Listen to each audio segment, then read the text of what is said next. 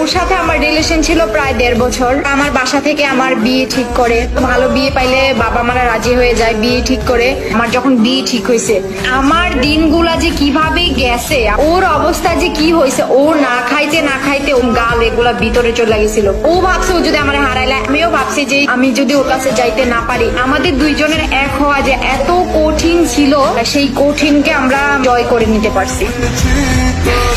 অনেক কষ্ট করছি, বিশ্বাস করেন। সব শেষে একটা কথা বলেছি যে আলহামদুলিল্লাহ, যাকে ভালোবাসছি তাদের তো পাইছি, এখন তো সুখী আছি। ভালোবাসার মানুষ যখন পাশে থাকে তখন টাকা পয়সা কোনো কিছুর কথা মাথায় আসে না। আমি বমি করছি, বাথরুমে পড়েছিলাম, এই মানুষটা ছিল মানে একজন আমার হাজবেন্ড, সে আমার সাথে ছিল।